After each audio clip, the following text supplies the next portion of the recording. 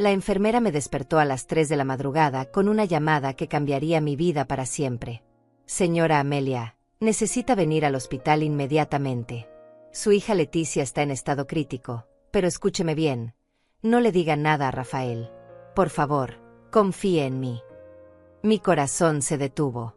Leticia tenía solo 32 años. Era saludable, fuerte. ¿Qué podía haber pasado en una noche cualquiera de martes para que terminara en el hospital? Me vestí temblando, sin entender por qué la enfermera me había pedido específicamente que no avisara a mi yerno. El camino al hospital se sintió eterno. Cada semáforo en rojo era una tortura. Mis manos sudaban mientras sostenía el volante, y mi mente no podía dejar de imaginar los peores escenarios. ¿Un accidente de auto? ¿Una enfermedad repentina? ¿Un asalto? Pero entonces, ¿por qué esa instrucción tan extraña sobre Rafael? Cuando llegué al Hospital General San José, todo el segundo piso estaba acordonado. Policías, bomberos, paramédicos corriendo de un lado a otro. El ambiente estaba tenso, como si hubiera ocurrido algo terrible que aún no podía comprender. Una enfermera joven me guió por pasillos laterales, evitando el área principal donde se concentraba toda la actividad. Doctora Morales quiere hablar con usted primero, me susurró mientras caminábamos. Sus ojos reflejaban una mezcla de compasión y algo que no podía identificar. ¿Miedo? ¿Enojo? ¿Pena? Había trabajado en hospitales durante 20 años antes de jubilarme, y reconocía esa expresión. Era la misma que yo había puesto tantas veces cuando tenía que dar noticias difíciles. Esperé en una pequeña sala de consultas que olía a desinfectante y café frío. Las paredes blancas estaban decoradas con carteles sobre prevención de enfermedades, pero mi mente no podía enfocarse en nada. Cada minuto que pasaba se sentía como una hora. Escuchaba voces amortiguadas en el pasillo, radios de la policía, el sonido constante de las máquinas médicas. La doctora Morales entró finalmente. Era una mujer de unos 40 años, con el cabello recogido y una bata que había visto mejores días. Se sentó frente a mí y me tomó las manos con una delicadeza que me asustó más que cualquier grito. Señora Fagundes, su hija está estable ahora, pero necesito que sepa algo antes de verla. Cuando los paramédicos entraron al departamento donde vive con Rafael, su voz se quebró ligeramente. Encontramos cosas que sugieren que esto no fue un accidente. El mundo se tambaleó bajo mis pies. Mi respiración se volvió superficial y sentí que las paredes de la pequeña habitación se cerraban sobre mí. ¿Qué tipo de cosas? Logré susurrar. Evidencia de violencia doméstica prolongada. Su hija tiene fracturas que están sanando, moretones en diferentes etapas de curación, y... La doctora hizo una pausa, como buscando las palabras correctas. Hemos encontrado documentación. Fotos, grabaciones de audio, notas escritas a mano. Su hija ha estado recopilando evidencia durante meses. Durante 3 años había sentido que algo no encajaba en el matrimonio de Leticia. Pequeños detalles que todos ignoraban, como ella dejó de usar sus vestidos favoritos de colores vivos y empezó a vestirse solo con tonos neutros y ropa que cubría más piel. Como sus visitas se volvieron menos frecuentes, y cuando venía, siempre tenía prisa por regresar a casa. Como Rafael siempre tenía una excusa perfecta para cada cambio en el comportamiento de mi hija. Leticia está más delgada porque está haciendo ejercicio, decía él con esa sonrisa encantadora que conquistó a toda mi familia. Ya sabes cómo son las mujeres con las dietas. Cuando yo mencionaba que mi hija parecía nerviosa o distraída, Rafael rápidamente explicaba: ha estado estresada en el trabajo. Le dije que debería renunciar, que yo gano lo suficiente para mantenerla, pero ya conoces a Leticia, siempre tan independiente. Pero cada vez que mencionaba mis preocupaciones, la familia me decía que estaba exagerando, que estaba proyectando mis propios traumas de mi matrimonio fallido. Rafael es un hombre maravilloso, me repetía mi hermana Carmen cada vez que yo expresaba mis dudas. Gana muy bien en el banco, cuida a Leticia, es educado con todos nosotros. Trae flores cuando viene a visitarnos, ayuda a Roberto con las reparaciones de la casa, le compra regalos caros a Leticia. Amelia, estás viendo problemas donde no los hay. Francisco, mi hermano mayor, era aún más directo. Eres una suegra entrometida. Deja que Leticia viva su matrimonio en paz. No todos los hombres son como tu exesposo. Solo porque tú tuviste mala suerte no significa que Rafael sea igual. Sus palabras me dolían porque sabía que tenían algo de razón. Mi divorcio había sido traumático. Mi exmarido había sido emocionalmente abusivo, y tal vez por eso estaba hipersensible a las señales de alarma. Pero este sentimiento era diferente. Era visceral, maternal, imposible de ignorar. Incluso Graciela, mi cuñada más cercana, me había dicho hace apenas una semana durante nuestra reunión familiar mensual: Amelia, me preocupa que estés creando conflictos familiares por puras sospechas. Rafael adora a Leticia. Los he visto juntos y se nota el amor. Él la mira como si fuera lo más valioso del mundo. Norma, la esposa de Francisco, había añadido: además, fíjate en cómo la consiente. Le compró ese collar de perlas que cuesta más de $2,000. Le cambió el auto por uno más nuevo. La llevó a esas vacaciones a Cancún que costaron una fortuna. Un hombre que maltrata a su esposa no hace esas cosas. Pero yo recordaba cómo Leticia había lucido incómoda con ese collar, cómo había mencionado que prefería su auto viejo porque tenía más personalidad, y cómo había vuelto de Cancún más callada que antes. Mamá, estás paranoica, me había dicho Leticia la última vez que intenté hablar con ella sobre Rafael. Rafael me ama. Sé que a veces puede parecer controlador, pero es porque se preocupa por mí. Es protector, no abusivo. Esa noche, mientras la doctora me llevaba hacia la habitación de mi hija, supe que mi instinto maternal había estado gritándome la verdad desde el principio. Si alguna vez has sentido que algo no está bien pero todos a tu alrededor te dicen que estás loca, sabes exactamente lo que yo estaba viviendo en ese pasillo del hospital. Para entender cómo llegamos a esta pesadilla, necesito contarte sobre la niña que Leticia había sido y cómo Rafael logró engañar a toda mi familia durante 3 años completos. Leticia siempre fue mi orgullo. Desde pequeña mostró una personalidad fuerte e independiente que me recordaba a mi propia madre, Elena, quien había criado 5 hijos sola después de enviudar a los 40 años. Mi hija heredó esa determinación férrea y esa capacidad de levantarse después de cualquier caída. En la universidad, Leticia estudió Administración de Empresas con una beca completa por méritos académicos. Trabajaba medio tiempo en una cafetería para pagarse sus gastos personales, aunque yo le ofrecía ayuda constantemente. Mamá, necesito aprender a valerme por mí misma, me decía con esa sonrisa decidida que tanto amaba. A los 24 años ya había conseguido un puesto en una empresa de consultoría financiera.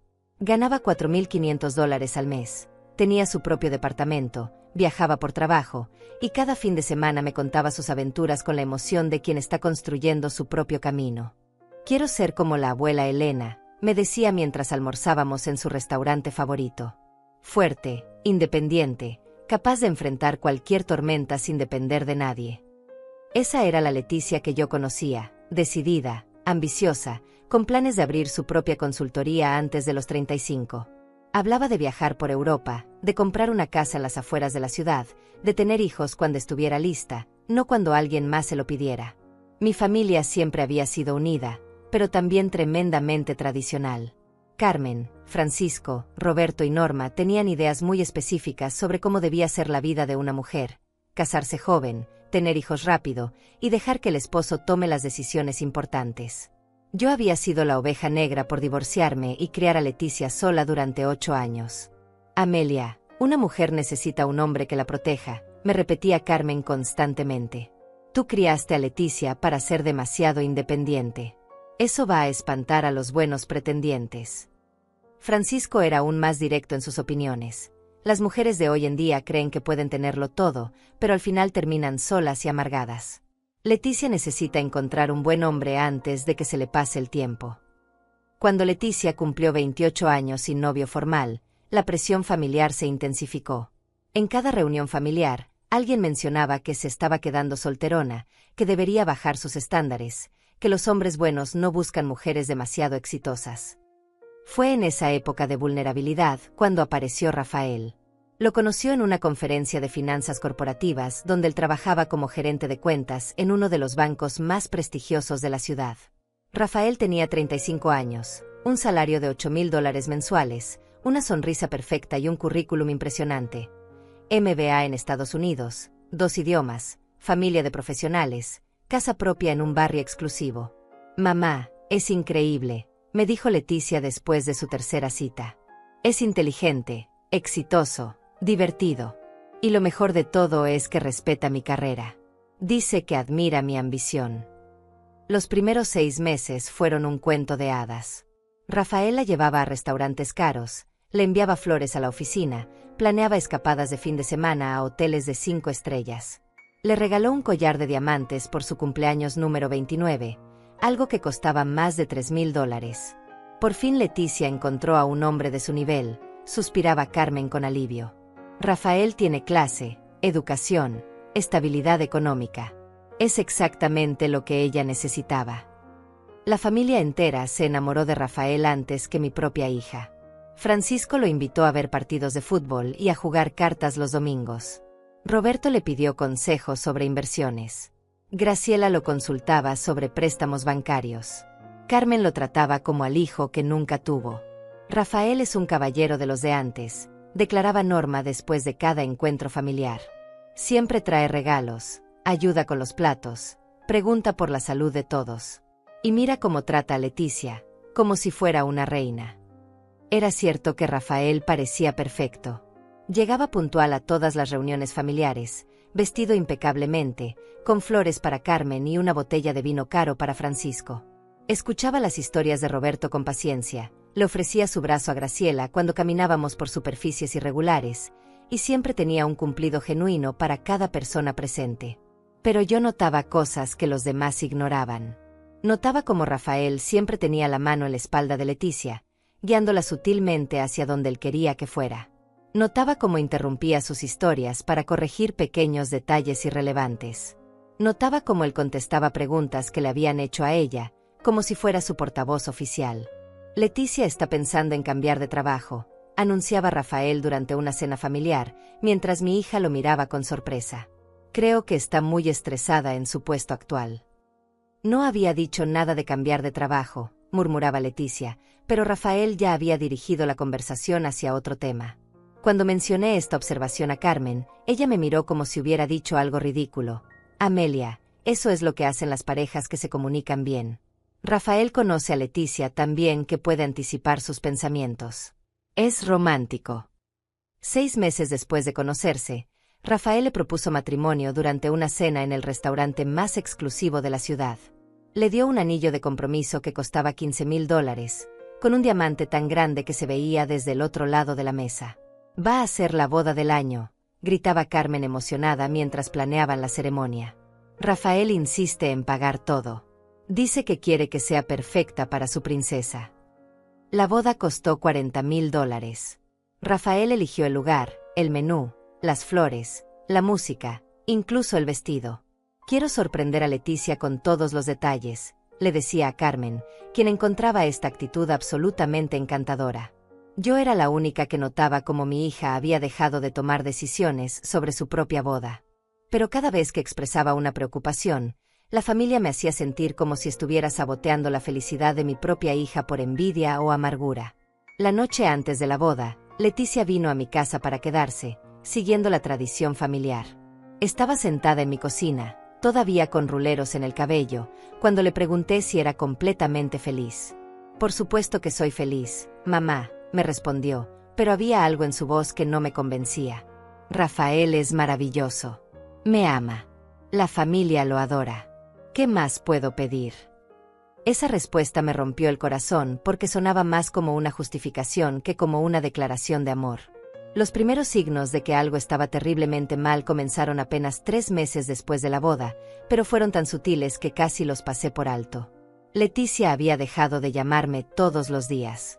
Antes del matrimonio, hablábamos por teléfono cada mañana mientras ella tomaba su café y yo preparaba mi desayuno. Eran conversaciones cortas pero constantes. Me contaba sobre su trabajo, sus planes para el fin de semana, algún chisme de la oficina, o simplemente cómo había dormido. De repente, esas llamadas se volvieron esporádicas. Cuando yo la llamaba, Rafael siempre parecía estar cerca. Escuchaba su voz de fondo diciéndole quién era, y Leticia respondía con frases cortas y formales, como si estuviera siendo evaluada. Hola mamá, ¿todo bien aquí? Rafael dice que te salude. Estamos ocupados preparando la cena para unos clientes suyos. Te llamo luego. Pero luego nunca llegaba. La primera vez que mencioné esto durante nuestra reunión familiar dominical, Carmen me miró con exasperación.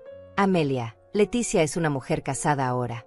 Es normal que sus prioridades cambien. Rafael viene primero, como debe ser. Además, añadió Norma mientras servía el postre, Rafael me contó que están tratando de tener un bebé. Leticia debe estar concentrada en eso. Es lo más importante ahora. Mi sangre se congeló. Leticia había sido muy clara conmigo sobre querer esperar al menos 2 años antes de tener hijos. Quería establecerse en su matrimonio, ahorrar dinero, y tal vez cambiar a un trabajo que le diera más flexibilidad horaria. ¿Leticia te dijo eso directamente?, le pregunté a Norma. Bueno, no exactamente. Pero Rafael estaba comentando sobre cuánto le gustaría ser padre pronto, y es obvio que una esposa debe apoyar los sueños de su esposo. Francisco asintió con aprobación. Rafael será un padre excelente.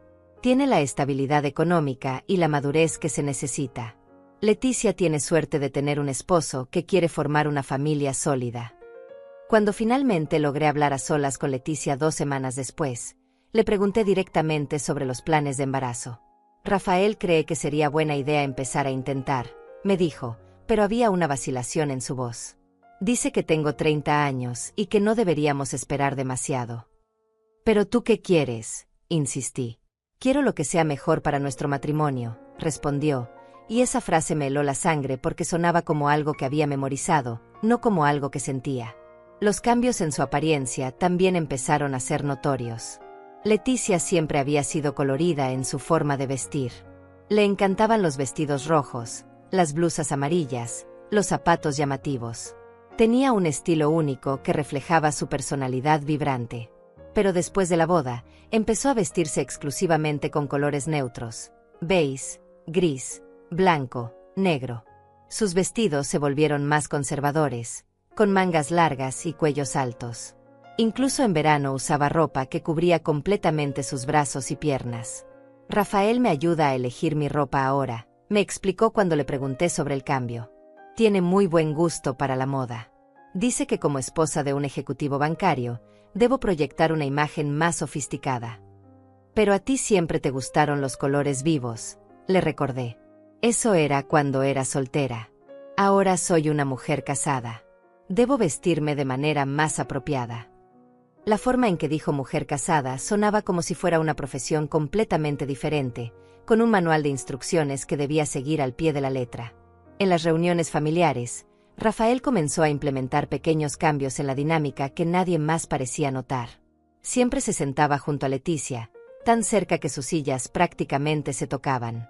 Cuando alguien le hacía una pregunta a ella, él respondía primero o la ayudaba a responder con pequeñas correcciones. Leticia, ¿cómo está tu trabajo en la consultoría?, preguntaba Roberto durante una cena familiar. Bien, aunque ha estado muy demand, comenzaba a responder mi hija. Lo que Leticia quiere decir, interrumpía Rafael con una sonrisa encantadora, es que está considerando reducir sus horas. El trabajo está afectando su salud. Está muy estresada últimamente. Leticia lo miraba con una expresión que no podía descifrar. ¿Sorpresa? ¿Resignación? ¿Miedo? Es verdad, añadía ella después de una pausa. Rafael tiene razón. El estrés no es bueno para mí. Pero yo recordaba cuando Leticia había conseguido ese trabajo. Había llegado a mi casa saltando de emoción, diciéndome que era la oportunidad de su vida, que finalmente podía demostrar todo lo que valía profesionalmente. Las visitas a mi casa también cambiaron drásticamente. Antes de casarse, Leticia venía al menos 2 veces por semana. Almorzábamos juntas los martes, y los sábados por la mañana tomábamos café mientras planificábamos actividades para el fin de semana. Después de la boda, sus visitas se redujeron a una vez cada 2 semanas, y siempre con Rafael. Él nunca la dejaba venir sola, pero lo hacía de manera tan sutil que parecía romántico en lugar de controlador. Mi esposa es muy importante para mí, le decía a quien quisiera escuchar. No me gusta estar separado de ella por mucho tiempo. Somos como una sola persona ahora. Carmen encontraba esto absolutamente adorable. ¡Qué hombre tan enamorado! Roberto debería aprender de Rafael. Pero yo notaba como Leticia ya no podía relajarse completamente cuando venía a visitarme. Siempre estaba pendiente del tiempo, mirando su teléfono constantemente, como si tuviera que reportar sus actividades minuto a minuto. «Tenemos que irnos pronto», decía después de apenas una hora de visita. Rafael hizo reservaciones para cenar y no le gusta llegar tarde. Sus conversaciones conmigo se volvieron superficiales. Ya no me contaba sobre sus problemas en el trabajo, sus sueños, sus preocupaciones. Todo era, Rafael dice esto, Rafael piensa aquello, Rafael decidió que deberíamos hacer esto otro. Era como si mi hija hubiera desarrollado un filtro mental que procesaba todas sus opiniones a través de lo que Rafael aprobaría o desaprobaría. El momento que más me alarmó fue durante una cena familiar en casa de Carmen. Leticia estaba contando una historia sobre un proyecto en su trabajo, cuando accidentalmente mencionó que había tenido que quedarse trabajando hasta las 9 de la noche durante una semana. La expresión de Rafael cambió instantáneamente. No dijo nada, pero puso su mano en la pierna de Leticia y la apretó. Ella se detuvo a mitad de la frase, como si hubiera recibido una señal de alarma. «Bueno, no fue tan malo», se corrigió inmediatamente. «Rafael me llevaba la cena a la oficina todos los días. Es muy considerado». Pero yo había visto esa mirada en los ojos de Rafael. Era la misma que había visto en los ojos de mi exesposo cuando yo decía algo que él consideraba inapropiado. Una mezcla de advertencia y promesa de consecuencias posteriores. Cuando intenté hablar con Leticia sobre lo que había observado, ella me tranquilizó con explicaciones que sonaban ensayadas. «Rafael es protector porque me ama. Es normal que los esposos se preocupen por sus esposas. Tú nunca tuviste un matrimonio así, mamá, entonces no puedes entenderlo».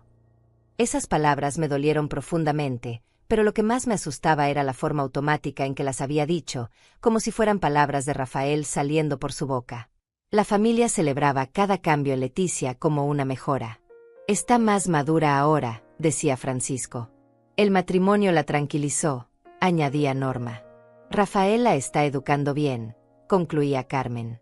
Pero yo veía como mi hija vibrante e independiente se estaba desvaneciendo lentamente, siendo reemplazada por una versión silenciosa y obediente que decía todas las cosas correctas, pero había perdido esa chispa que la hacía única. Y lo más terrorífico de todo era que nadie más lo notaba. El momento que me despertó completamente a la realidad llegó 9 meses después de la boda, durante lo que debería haber sido una celebración familiar. Era el cumpleaños número 68 de Carmen, y habíamos organizado una fiesta sorpresa en su casa. Toda la familia estaba reunida, Francisco con Norma, Roberto con Graciela, y por supuesto, Leticia con Rafael. Era la primera vez en meses que veía a mi hija reír genuinamente. Estaba hablando con su prima Sofía sobre los viejos tiempos, recordando travesuras de la infancia, cuando Rafael se acercó discretamente y le susurró algo al oído. Vi cómo la sonrisa de Leticia se desvanecía instantáneamente, como si alguien hubiera apagado una luz. «Disculpa, Sofía», dijo mi hija con una voz que ya no era suya. «Rafael dice que tenemos que irnos. Mañana tengo que levantarme temprano». Pero era sábado, y yo sabía que Leticia no trabajaba los domingos. «Tan pronto», protestó Carmen. «Apenas hemos cortado el pastel. Además, quería enseñarle a Rafael las fotos de cuando Leticia era pequeña».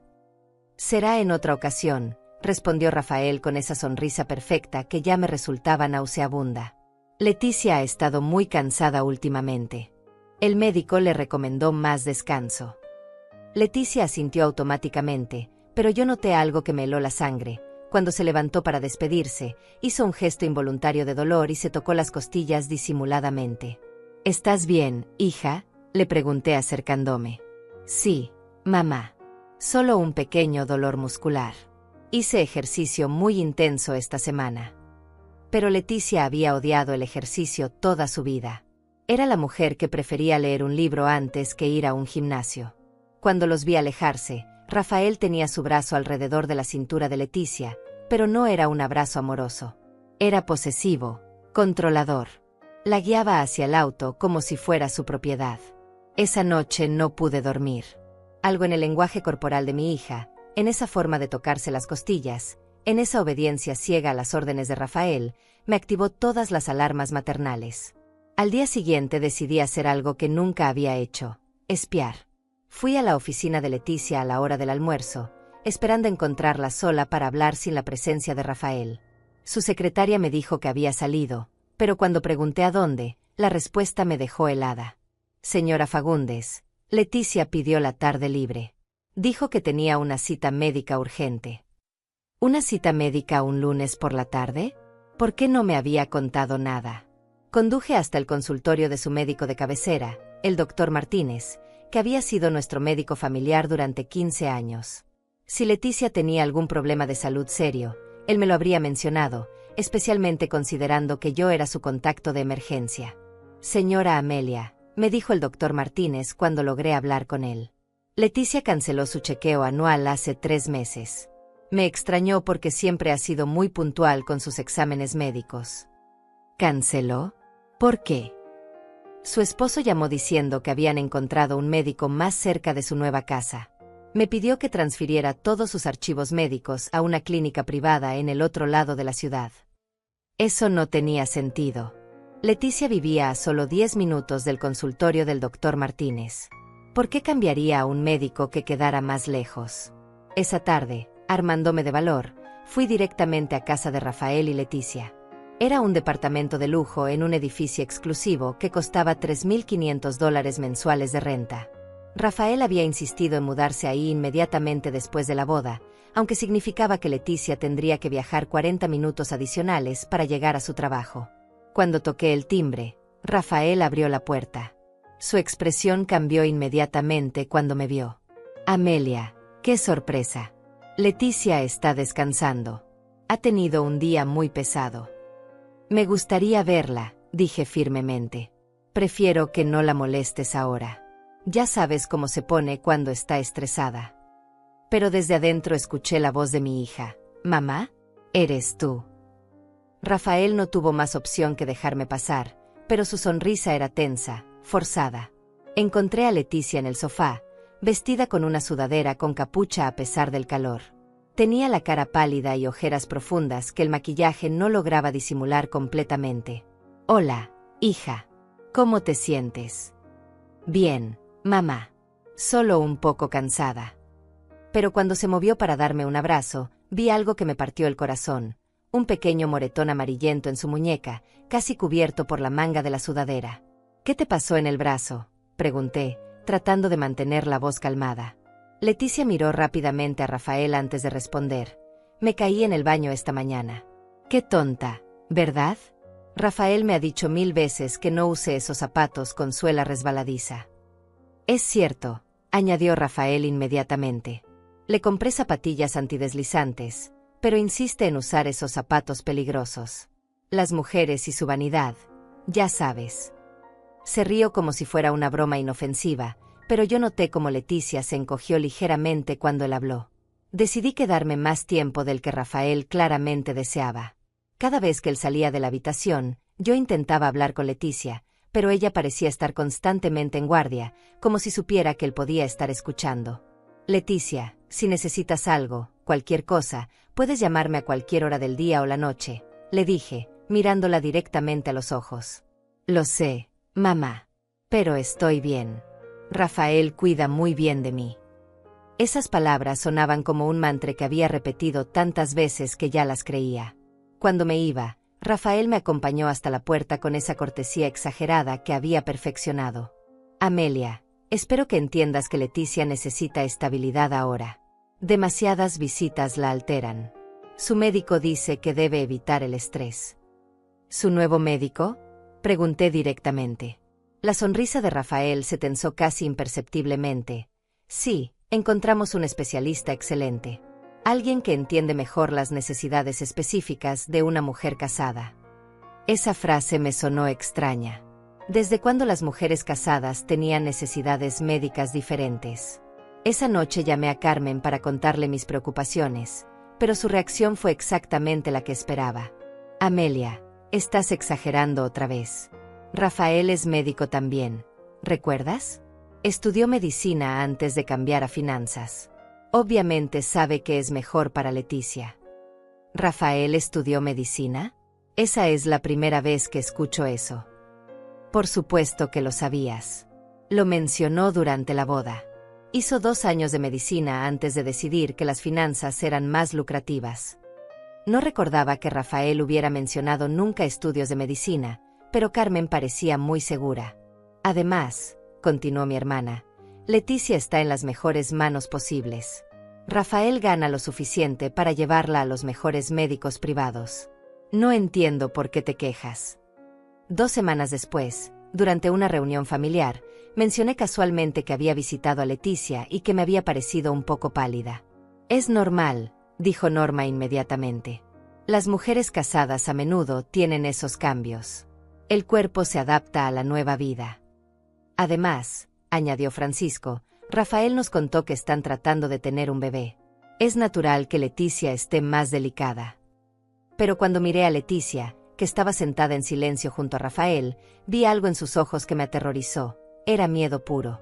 En ese momento supe, con absoluta certeza, que mi hija estaba en peligro y que toda mi familia había sido completamente manipulada para convertirse en cómplices involuntarios de su abusador. El problema era que nadie me iba a creer. El día que decidí enfrentar la verdad fue exactamente 1 año y medio después de la boda de Leticia. Había pasado meses recopilando pequeñas evidencias, documentando cambios en el comportamiento de mi hija y preparándome para una conversación que sabía podría destruir mi relación con toda la familia. Pero ya no podía seguir fingiendo que todo estaba bien. La oportunidad llegó durante la celebración del cumpleaños de Roberto. Era una reunión familiar grande, con primos, tíos y varios amigos cercanos. Rafael había llegado solo, explicando que Leticia tenía un terrible dolor de cabeza y necesitaba descansar. Pobrecita, suspiraba Carmen mientras servía el pastel. Rafael me contó que ha estado teniendo muchas migrañas últimamente. El estrés del trabajo, supongo. Pero yo sabía que Leticia había dejado su trabajo en la consultoría hacía 3 meses. Rafael había anunciado orgullosamente que su esposa ya no necesitaba trabajar porque él ganaba lo suficiente para mantenerla. Es lo mejor para ella, había explicado durante una cena familiar. El trabajo la estaba enfermando. Ahora puede concentrarse en ser una buena esposa y prepararse para la maternidad. La familia había celebrado esta decisión como si fuera un logro. «¡Qué suerte tiene Leticia!», había exclamado Norma. «Puede quedarse en casa como una verdadera dama. Rafael es un marido ejemplar». Pero yo recordaba cuando Leticia había conseguido ese trabajo. Era su pasión, su orgullo, la prueba de su independencia. ¿Desde cuándo lo consideraba estresante? Esa noche, después de la fiesta, decidí ir a casa de Rafael sin avisar. Eran las 9:30 de la noche, una hora razonable para visitar a mi propia hija. Cuando llegué al edificio, el portero me reconoció y me dejó subir sin anunciarme. Había estado ahí tantas veces que ya no consideraba necesario llamar primero. Toqué el timbre y esperé. Escuché pasos lentos, como si quien caminaba estuviera lastimado o muy cansado. Cuando la puerta se abrió, me quedé sin respiración. Leticia tenía un ojo morado que había intentado cubrir con maquillaje espeso. Su labio inferior estaba hinchado, y cuando sonrió para saludarme, vi que le dolía hacer el gesto. «Mamá, qué sorpresa», dijo, pero su voz sonaba ronca, como si hubiera estado llorando durante horas. «Dios mío, Leticia, ¿qué te pasó?». Ella miró nerviosamente hacia dentro del departamento y luego de vuelta hacia mí. «Me caí por las escaleras ayer». «Qué tonta, ¿verdad? Rafael me ha dicho 1000 veces que tenga más cuidado». Era la misma explicación de siempre: accidentes, torpeza, su propia culpa. «¿Dónde está Rafael?», pregunté. «Salió a comprar medicina para mi dolor de cabeza. Regresa pronto». Era mi oportunidad. Entré al departamento y cerré la puerta detrás de mí. «Leticia, mírame. Mírame a los ojos y dime la verdad. Rafael te hizo esto». Mi hija se desplomó. Literalmente se desplomó en el sofá y comenzó a llorar con una desesperación que me partió el alma.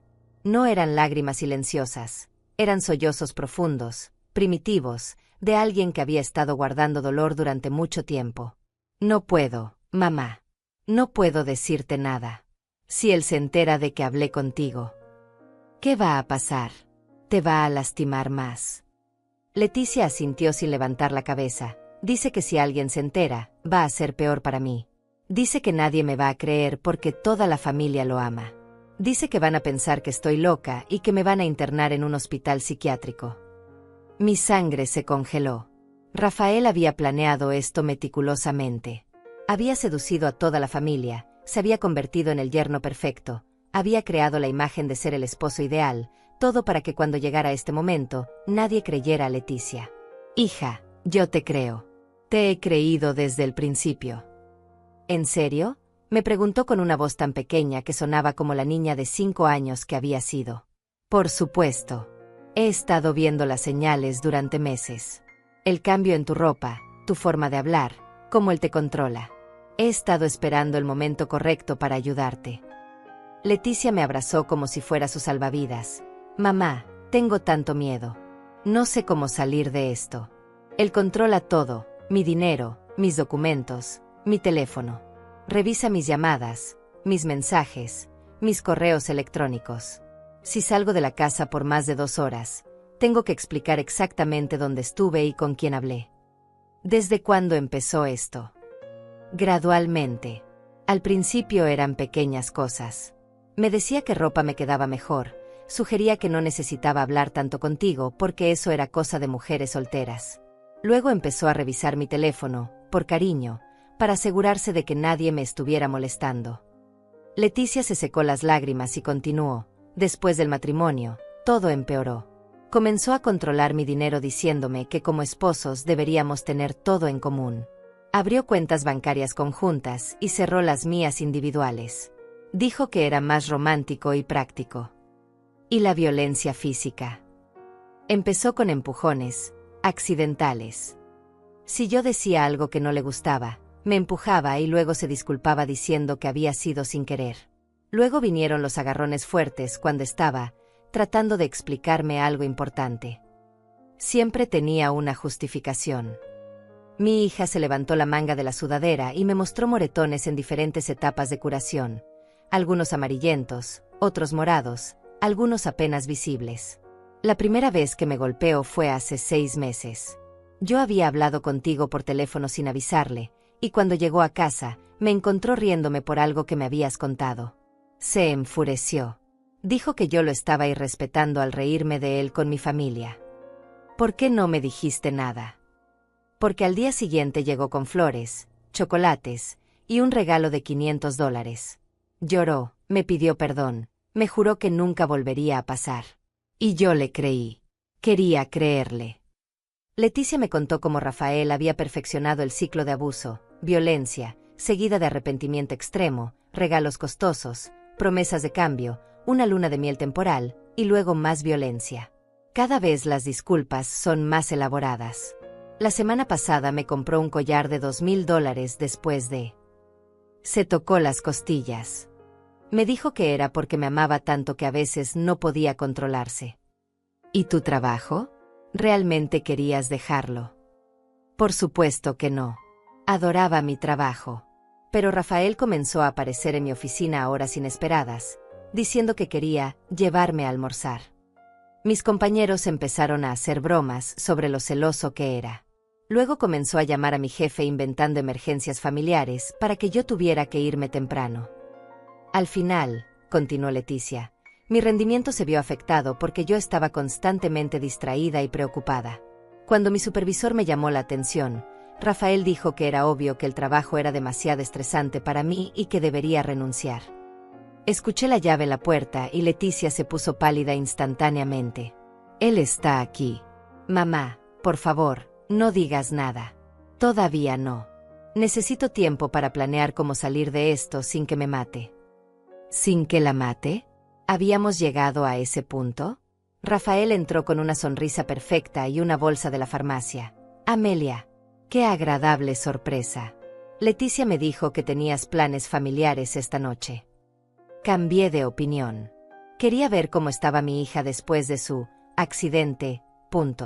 La sonrisa de Rafael se tensó casi imperceptiblemente.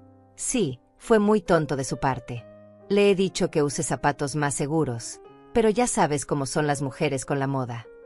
Se acercó a Leticia y le puso la mano en el hombro. Parecía un gesto cariñoso, pero yo vi cómo ella se tensó inmediatamente. ¿Verdad, amor? Tienes que ser más cuidadosa. Sí, murmuró Leticia. Tienes razón. Esa noche, cuando llegué a mi casa, tomé la decisión más difícil de mi vida. Iba a salvar a mi hija, sin importar las consecuencias. Aunque toda mi familia me odiara, aunque pensaran que estaba loca, aunque Rafael cumpliera sus amenazas. Pero primero necesitaba un plan. Porque ahora sabía que no estaba luchando solo contra un abusador, sino contra todo un sistema que él había construido cuidadosamente para mantener a mi hija atrapada.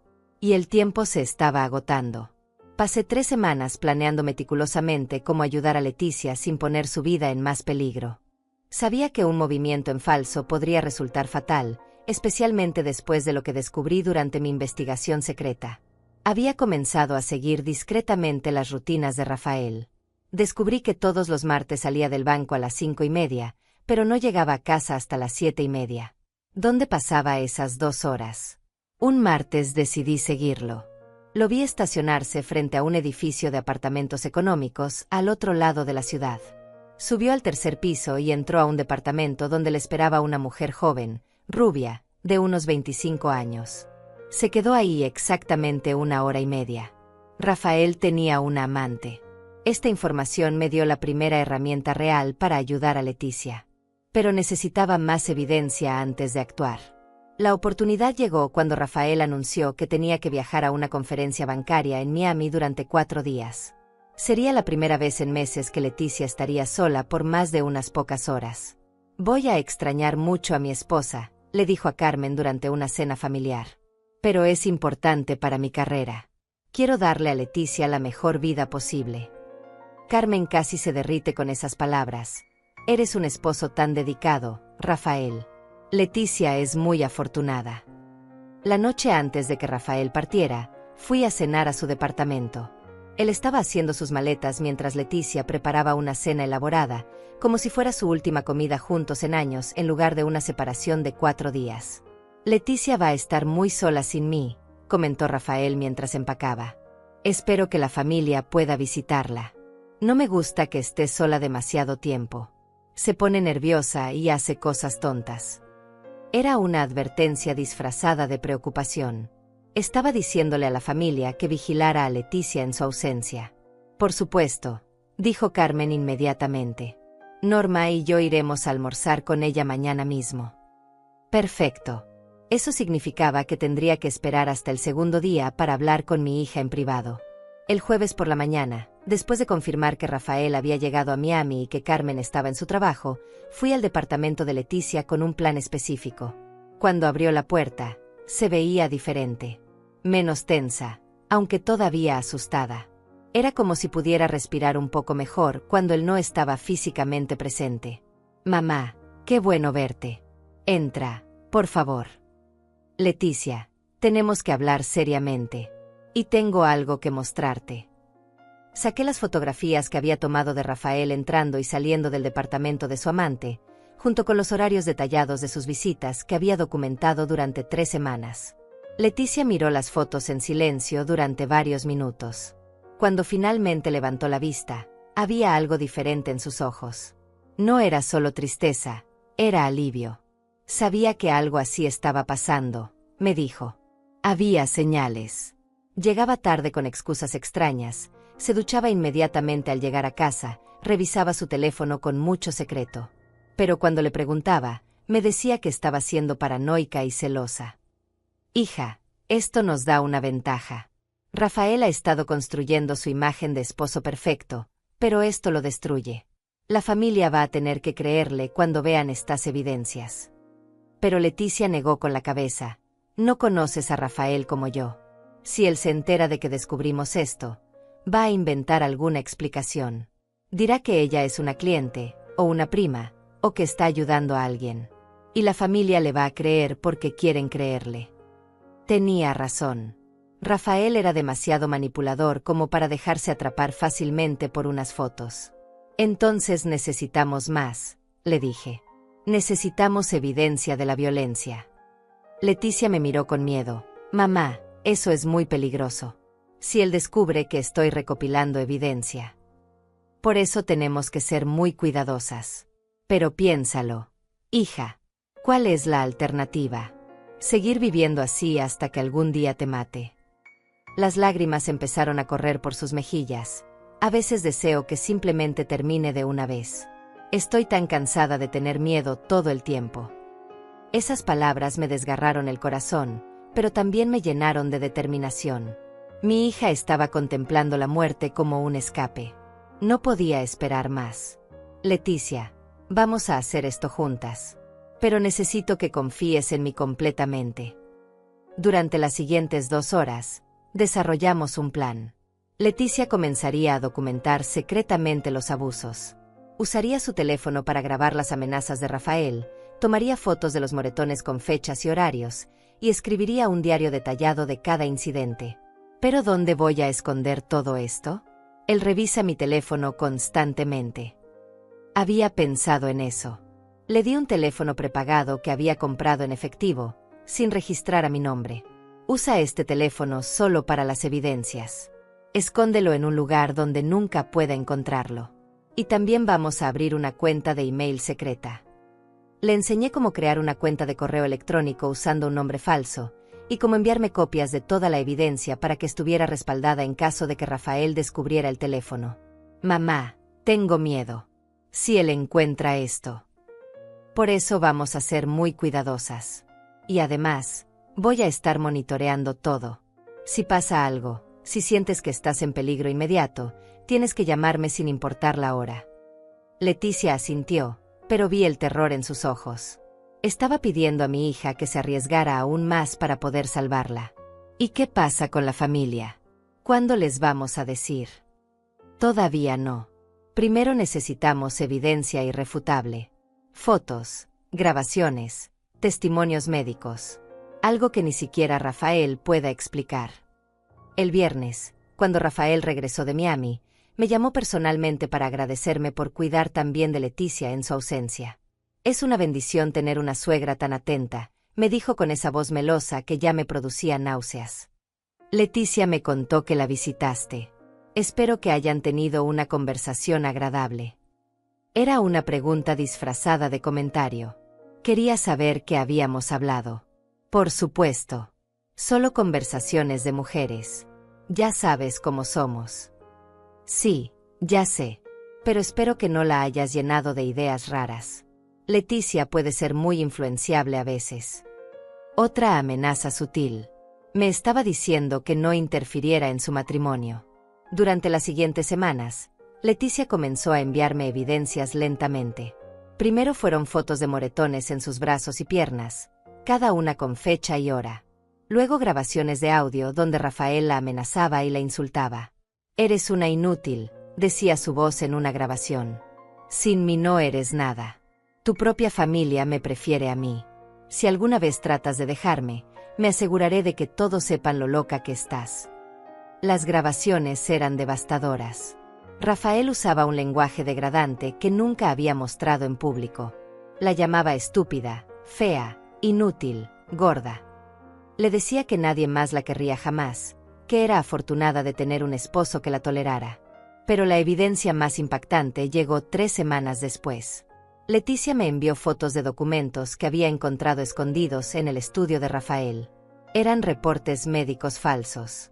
Rafael había estado falsificando diagnósticos psiquiátricos sobre Leticia, describiendo episodios de paranoia, tendencias agresivas y delirios de persecución. Los reportes estaban firmados por el doctor Herrera, el nuevo médico que Rafael había elegido para mi hija. «Mamá», me escribió Leticia en un mensaje encriptado, «ahora entiendo su plan. Está creando un historial médico falso para que si alguna vez denuncio el abuso, pueda decir que estoy mentalmente enferma.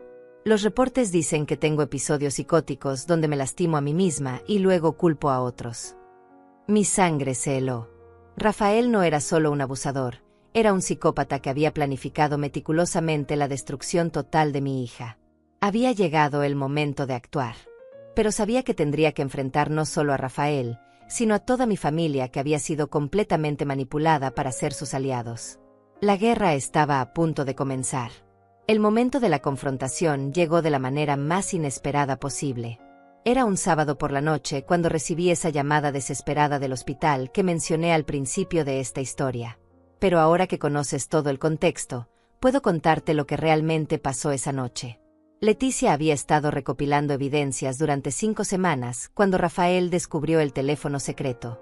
Había sido extremadamente cuidadosa, escondiéndolo dentro de una caja de tampones que él nunca tocaría, pero esa noche él estaba buscando algo en el baño y decidió revisar cada rincón del departamento.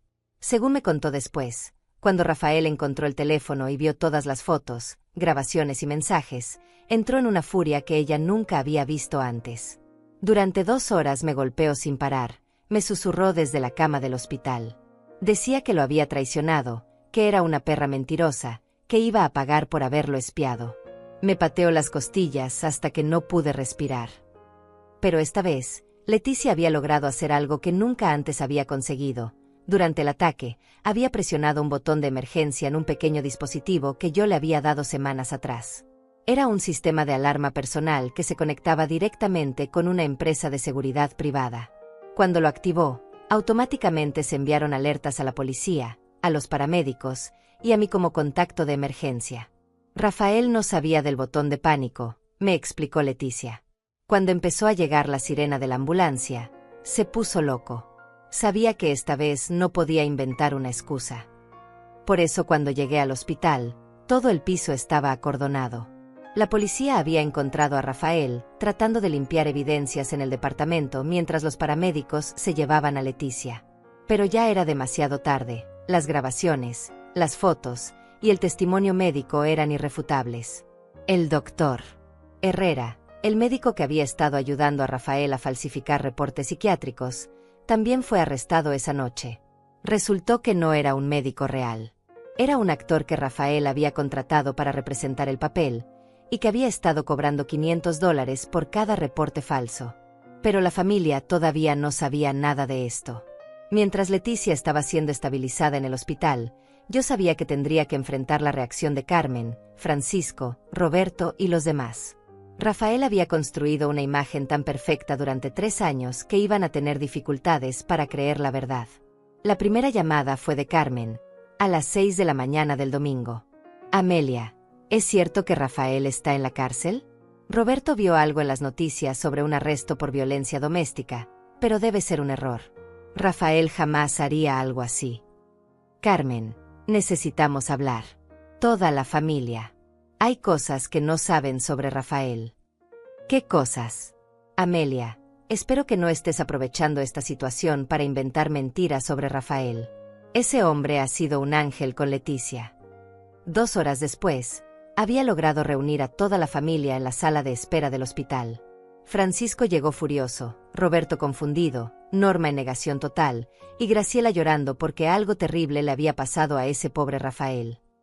Antes de que digan una palabra, les dije, necesitan escuchar esto. Saqué mi tablet y les mostré las fotos de los moretones de Leticia, cronológicamente organizadas durante los últimos 2 meses. El silencio en la habitación fue absoluto. Esto es imposible, murmuró Francisco. Estas fotos deben estar editadas. Rafael adora a Leticia. Entonces escuchen esto, dije, y reproduje una de las grabaciones más claras donde se escuchaba la voz inconfundible de Rafael insultando y amenazando a mi hija. Norma se puso pálida. Esa no puede ser la voz de Rafael. Él nunca habla así. Es el hombre más educado que conocemos. ¿Entonces también creen que esto es falso?, pregunté, mostrándoles las fotografías que había tomado de Rafael con su amante. Carmen se agarró el pecho como si le faltara el aire. No, esto no puede ser real. Rafael nos dijo que amaba solo a Leticia. Nos dijo que era el amor de su vida. Rafael les dijo muchas cosas, respondí. Y ustedes le creyeron todo porque él sabía exactamente cómo manipularlos. Fue entonces cuando llegó la detective Morales, la investigadora asignada al caso. Era una mujer seria, de unos 40 años, que había visto demasiados casos como este. Familia Fagundes, nos dijo. Necesito que sepan que este es uno de los casos de violencia doméstica más documentados que hemos visto. La víctima había estado recopilando evidencias durante semanas. Tenemos grabaciones, fotografías, reportes médicos y testimonios de testigos. ¿Testigos?, preguntó Roberto.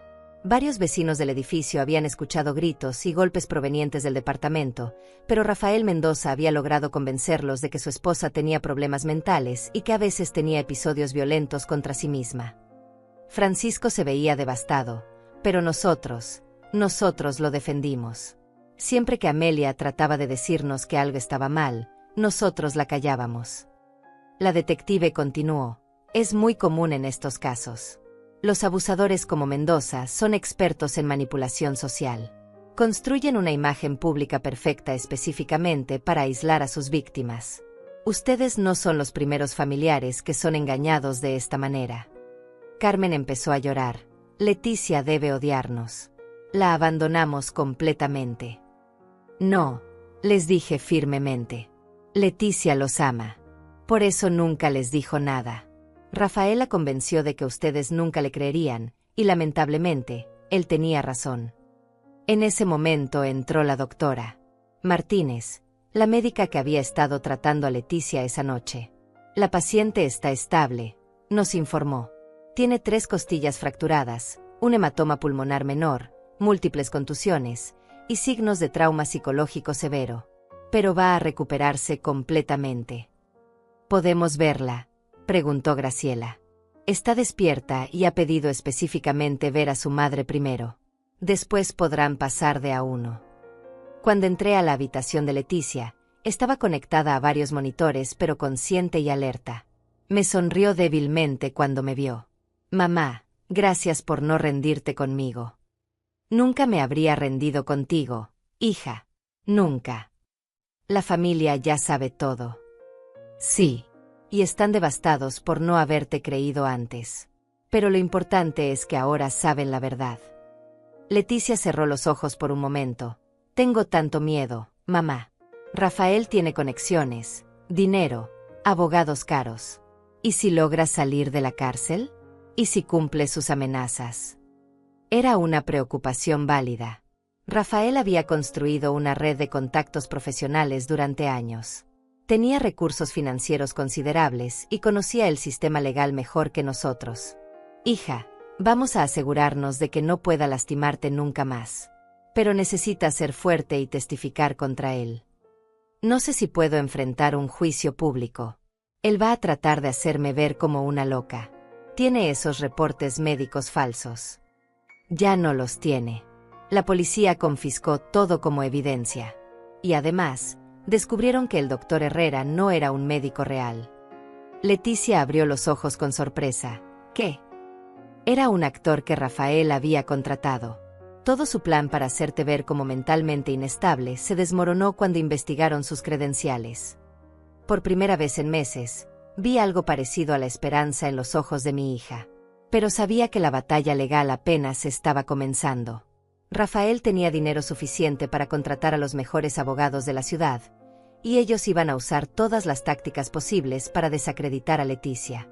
La diferencia era que esta vez, mi hija no estaría sola. Esta vez, toda la familia estaba de su lado, y teníamos evidencias irrefutables. La guerra por la justicia estaba a punto de comenzar. Los siguientes 6 meses fueron los más intensos de nuestras vidas. Rafael había contratado al bufete de abogados más prestigioso de la ciudad, dirigido por el doctor Alejandro Vázquez, conocido por ganar casos imposibles cobrando $500 la hora. Su estrategia era predecible pero efectiva. Pintarían a Leticia como una mujer mentalmente inestable que se había lastimado a sí misma para incriminar a su amoroso esposo. Tenían recursos ilimitados para fabricar testigos, contratar expertos y prolongar el proceso hasta agotarnos económicamente. Pero ellos no sabían que yo había estado preparándome para esta guerra durante meses. El primer contraataque de Rafael llegó 2 semanas después de su arresto. Sus abogados presentaron una demanda por difamación contra mí, alegando que había fabricado evidencias y manipulado a Leticia para que mintiera sobre su matrimonio. Pedían $2 millones en daños. Es una táctica de intimidación, me explicó nuestra abogada, la doctora Patricia Herrera, una especialista en violencia doméstica que había aceptado nuestro caso sin cobrar honorarios adelantados. Quieren asustarte para que retires las acusaciones. Francisco estaba aterrorizado. Amelia, $2 millones. Podríamos perder nuestras casas, nuestros ahorros. ¿Estás segura de que podemos ganar esto? Estoy segura de que no podemos permitir que Rafael salga libre, respondí firmemente. Si retrocedemos ahora, algún día va a matar a Leticia o a otra mujer. La estrategia de Rafael incluía una campaña de desprestigio público. Comenzó a circular rumores en su círculo social de que Leticia tenía problemas de drogas, que yo la había manipulado desde niña para odiar a los hombres, y que toda nuestra familia estaba obsesionada con destruirlo por envidia de su éxito económico. Algunos de estos rumores llegaron hasta nuestros vecinos y conocidos. La señora Jiménez, que vivía en mi cuadra desde hacía 20 años, dejó de saludarme. El dueño de la panadería donde compraba desde hace 15 años me miraba con desconfianza. La gente está empezando a creer que nosotros somos los villanos, me dijo Carmen preocupada. ¿Y si estamos equivocados? ¿Y si Rafael realmente es inocente? Carmen, tú viste las fotos. Escuchaste las grabaciones. ¿Cómo puedes dudarlo ahora? Es que él parece tan genuino en las entrevistas televisivas. Llora cuando habla de Leticia. Dice que la ama y que no entiende por qué está haciendo esto. Rafael había contratado a una empresa de relaciones públicas que organizó apariciones en programas de televisión donde él aparecía como el esposo devastado, traicionado por una familia política vengativa. Era un actor consumado. En una entrevista particularmente efectiva, Rafael había dicho: «Amo a Leticia más que a mi propia vida. Si ella necesita ayuda psicológica, estoy dispuesto a pagar el mejor tratamiento. Pero no puedo permitir que su madre la use como un arma contra mí solo porque nunca me aceptó como yerno». Las llamadas de apoyo hacia él se multiplicaron. Mujeres escribían en redes sociales diciendo que todos los hombres exitosos enfrentan este tipo de acusaciones falsas y que era obvio que la suegra estaba celosa del éxito de Rafael. Pero nosotros teníamos una ventaja que sus abogados no conocían. Durante los meses de investigación secreta, había logrado contactar a otras víctimas de Rafael. La detective Morales había descubierto que Rafael había estado casado antes, hace 8 años, con una mujer llamada Isabella Romero. El matrimonio había durado solo 1 año y había terminado con una orden de restricción que posteriormente Isabella había retirado voluntariamente. Logré encontrar a Isabella trabajando en una librería en una ciudad a 2 horas de distancia. Cuando le expliqué quién era y por qué la buscaba, se puso pálida. Sabía que esto iba a pasar algún día, me dijo con voz temblorosa. Rafael es un monstruo que sabe cómo esconderse perfectamente. Isabella me contó una historia casi idéntica a la de Leticia. El noviazgo perfecto, la boda de ensueño, la transformación gradual en controlador y abusivo, el aislamiento de su familia, y finalmente la violencia física. La diferencia es que yo no tenía evidencias, me explicó. Cuando finalmente me atreví a denunciarlo, él ya había convencido a toda mi familia de que yo era inestable. Mis propios padres testificaron a su favor, diciendo que yo tenía problemas mentales desde la adolescencia. ¿Por qué retiraste la orden de restricción? Porque él me amenazó con algo peor que la muerte. Dijo que si no retiraba los cargos, iba a publicar videos íntimos míos en internet y enviarlos a mis jefes, compañeros de trabajo y familiares. En esa época yo trabajaba en una escuela, y eso habría destruido mi carrera para siempre. Isabella había conservado las amenazas por mensaje de texto de Rafael. 8 años después, todavía las tenía guardadas como recordatorio de nunca volver a confiar en él. ¿Estarías dispuesta a testificar?, le pregunté. Tengo tanto miedo, admitió. Pero si puede ayudar a tu hija. Sí. Es hora de que Rafael pague por lo que nos hizo. Con el testimonio de Isabella, nuestro caso se fortaleció significativamente. Pero Rafael tenía más cartas bajo la manga. Sus abogados presentaron evidencia de que yo había estado acosando a Rafael durante meses, siguiéndolo, tomando fotografías sin su consentimiento y conspirando contra él. Técnicamente, algunas de esas acusaciones eran ciertas. Yo sí lo había seguido para documentar su infidelidad. Van a usar esto para desacreditar toda tu evidencia, me advirtió la doctora Herrera. Van a decir que eres una suegra obsesiva que fabricó un caso contra un yerno que no te gustaba. El momento más difícil llegó cuando tuvieron que interrogar a Leticia. Sus abogados la atacaron durante 8 horas consecutivas, tratando de hacerla contradecirse, confundirla o provocar un colapso emocional que pudieran usar como evidencia de inestabilidad mental. Señora Mendoza, le dijo el doctor Vázquez con una sonrisa condescendiente, ¿Es cierto que su madre la convenció de que su esposo era violento incluso antes de que ustedes se casaran? No, respondió Leticia firmemente. Mi madre expresó preocupaciones, pero yo las ignoré porque amaba a Rafael. Pero es cierto que su madre nunca aprobó su matrimonio. Mi madre quería que yo fuera feliz. Si Rafael me hubiera hecho feliz, ella lo habría aceptado. Y es cierto que usted tiene antecedentes de autolesión desde la adolescencia. Esa era una mentira completa, pero la doctora Herrera saltó inmediatamente. Objeción. El abogado está presentando información falsa como si fuera un hecho establecido. El juez sostuvo la objeción, pero el daño estaba hecho. Los miembros del jurado habían escuchado la sugerencia de que Leticia tenía historia de autolesión. Después de 6 horas de interrogatorio brutal, Leticia estaba agotada emocionalmente, pero había mantenido su compostura y su historia había permanecido consistente. El momento decisivo llegó cuando pudimos presentar las grabaciones de audio donde se escuchaba claramente la voz de Rafael amenazando y golpeando a Leticia. Sus abogados trataron de argumentar que las grabaciones estaban editadas, pero nuestros expertos técnicos demostraron que eran auténticas. Luego vino el testimonio de Isabella. Cuando describió experiencias casi idénticas a las de Leticia, ocurridas 8 años antes, varios miembros del jurado empezaron a tomar notas más intensivamente. Este hombre tiene un patrón, declaró Isabella mirando directamente al jurado. Busca mujeres exitosas e independientes, las enamora con una actuación perfecta, las aísla de sus familias, y luego las destruye sistemáticamente. Leticia tuvo la suerte de tener una madre que no se rindió con ella. Yo no tuve esa suerte. El último testimonio fue el de la amante de Rafael. Cuando la citaron a declarar, ella reveló que Rafael le había estado pagando $2,000 mensuales durante 2 años, y que le había dicho que su esposa era una loca celosa que pronto sería internada en un hospital psiquiátrico. Rafael me dijo que estaba planeando divorciarse tan pronto como pudiera demostrar que Leticia era mentalmente incompetente, testificó. Dijo que había contratado a un médico para que fabricara reportes que demostraran su inestabilidad. Cuando presentamos los reportes médicos falsos y la evidencia de que el doctor Herrera era un actor, no un médico, el caso de Rafael se desmoronó completamente. El jurado deliberó durante apenas 3 horas.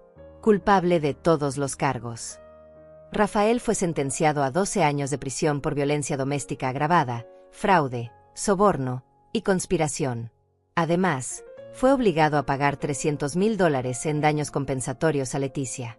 Cuando leyeron el veredicto, vi algo que no había visto en el rostro de mi hija durante 3 años. Paz genuina. La justicia finalmente había prevalecido. 2 años han pasado desde el día que cambió nuestras vidas para siempre.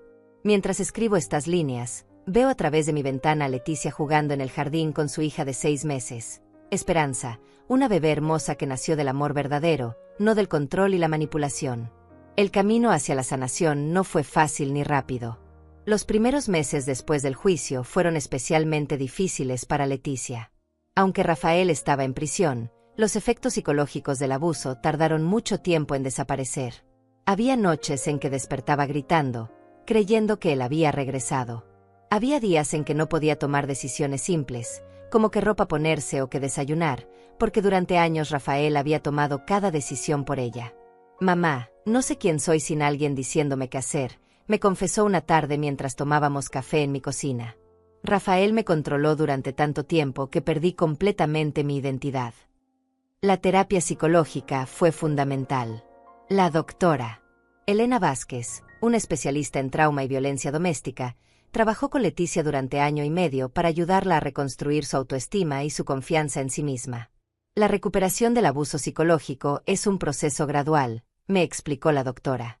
Leticia necesita reaprender a confiar en sus propios juicios, a tomar decisiones independientes, y a creer que merece ser tratada con respeto y amor. El proceso de sanación familiar también requirió mucho trabajo. Carmen, Francisco, Roberto y el resto de la familia cargaban con una culpa enorme por haber sido manipulados por Rafael y por no haber creído las señales de alarma que yo había intentado mostrarles. No puedo perdonarme por haber defendido a ese monstruo, me decía Carmen entre lágrimas durante una de nuestras reuniones familiares. Cuando pienso en todas las veces que la callé cuando trataba de pedir ayuda. Lo importante es que ahora sabemos la verdad, le respondía. y que nunca más vamos a ignorar estas señales. La familia completa entró en terapia grupal para aprender sobre violencia doméstica, manipulación psicológica y cómo apoyar mejor a las víctimas. Fue doloroso pero necesario enfrentar cómo habíamos contribuido involuntariamente al aislamiento de Leticia. Los abusadores como Rafael son expertos en dividir familias, nos explicó la terapeuta familiar. Estudian las dinámicas familiares y explotan las debilidades, los prejuicios y las expectativas sociales para convertir a los seres queridos de sus víctimas en aliados involuntarios. Leticia decidió usar los $300,000 de la compensación económica para crear la Fundación Esperanza, una organización dedicada a ayudar a mujeres víctimas de violencia doméstica. La fundación ofrece refugio temporal, asesoría legal gratuita, terapia psicológica y programas de reinserción laboral. Quiero que ninguna mujer tenga que pasar por lo que yo pasé, me dijo Leticia durante la inauguración de la primera casa refugio. Y quiero que las familias aprendan a reconocer las señales de alarma antes de que sea demasiado tarde. La fundación ha ayudado a más de 200 mujeres en estos 2 años. Leticia se convirtió en una activista apasionada, dando conferencias en universidades, hospitales y estaciones de policía sobre cómo identificar y combatir la violencia doméstica. Lo más importante que he aprendido, dice en sus conferencias, es que el abuso no siempre comienza con golpes. Comienza con control sutil, aislamiento gradual y manipulación psicológica. Para cuando llega la violencia física, la víctima ya está completamente destruida emocionalmente. Su historia se volvió viral en redes sociales cuando decidió compartir públicamente su experiencia. El video de su testimonio ha sido visto por más de 5 millones de personas y ha inspirado a cientos de mujeres a buscar ayuda o a denunciar a sus abusadores. En el aspecto personal, Leticia conoció a Diego hace 1 año y medio. Es un psicólogo que trabaja con veteranos de guerra y víctimas de trauma. Su primer encuentro fue durante una conferencia sobre violencia doméstica, donde él estaba dando una presentación sobre técnicas de sanación. Al principio, Leticia tenía mucho miedo de volver a confiar en un hombre. ¿Cómo sé que no va a resultar ser otro Rafael?, me preguntaba constantemente. Pero Diego demostró su valor de manera gradual y paciente. Nunca presionó a Leticia para tomar decisiones rápidas.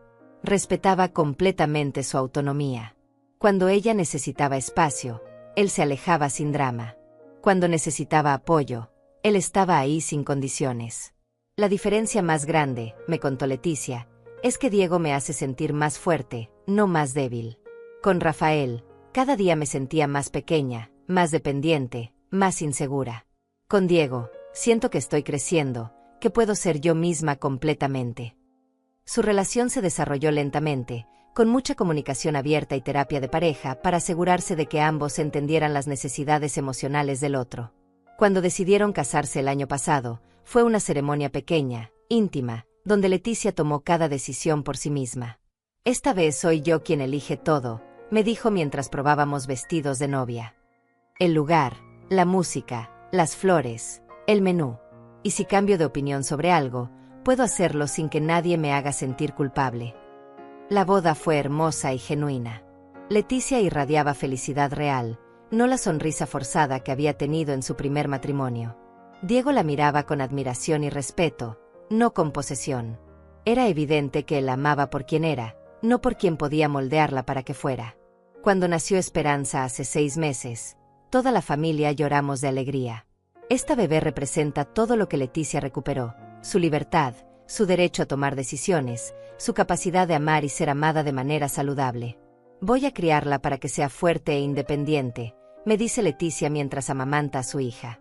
Para que confíe en su instinto, para que nunca permita que nadie la controle, y para que sepa que siempre tendrá una familia que la apoyará sin condiciones. Rafael sigue en prisión y le quedan 8 años de condena. Sus abogados han intentado apelar varias veces, pero todas las apelaciones han sido rechazadas. Según nuestro abogado, es probable que cumpla la sentencia completa. Ocasionalmente recibimos noticias de que ha tratado de contactar a Leticia desde la prisión, me informa la detective Morales durante nuestros seguimientos regulares. Pero todas las comunicaciones son bloqueadas automáticamente. La orden de restricción permanente garantiza que no puede acercarse a ella ni a su familia nunca más. Isabella, la exesposa de Rafael, también reconstruyó su vida.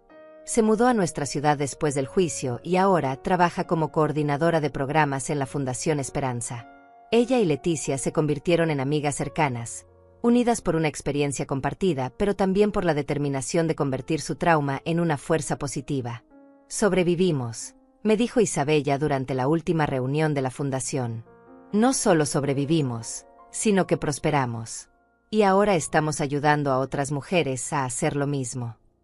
La familia también cambió profundamente después de esta experiencia. Aprendimos a comunicarnos mejor, a no hacer juicios apresurados, y a apoyarnos mutuamente sin condiciones. Carmen se convirtió en una defensora activa de los derechos de las mujeres. Francisco comenzó a cuestionar sus propias actitudes machistas. Roberto y Graciela se involucraron como voluntarios en la fundación. Esta experiencia nos enseñó que el amor verdadero significa creer en alguien incluso cuando no entiendes completamente su situación, reflexiona Carmen durante nuestras cenas familiares dominicales, que ahora son más frecuentes y más genuinas que nunca. Personalmente, esta experiencia me confirmó la importancia de confiar en el instinto maternal, incluso cuando todo el mundo te dice que estás equivocada. Había momentos durante la lucha en que dudé de mí misma, en que pensé que tal vez estaba siendo paranoica o exagerada. Pero nunca dejé de sentir que algo estaba terriblemente mal, le digo a las madres que asisten a las conferencias de la fundación. Si sienten que su hija está en peligro, no ignoren esa sensación. Investiguen, documenten, busquen ayuda profesional, pero nunca se rindan.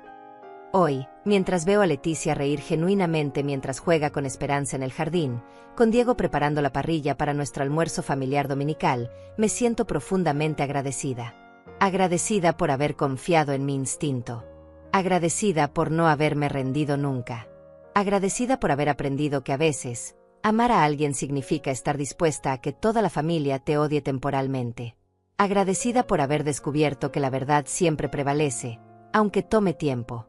Si estás escuchando esta historia y reconoces algo familiar en tu propia vida o en la vida de alguien que amas, no ignores esas señales. La violencia doméstica rara vez comienza con golpes evidentes. Comienza con control sutil, manipulación emocional y aislamiento gradual. Confía en tu instinto. Busca ayuda profesional. Documenta todo. Y recuerda que nunca es demasiado tarde para salvar a alguien que amas. A veces, la mayor herencia que podemos dejar no es dinero o propiedades, sino la valentía de proteger a quienes amamos, sin importar el costo personal. Porque al final del día, el amor verdadero no controla. El amor verdadero libera. El amor verdadero salva vidas. Y esa es la lección más importante que esta pesadilla nos enseñó a toda nuestra familia.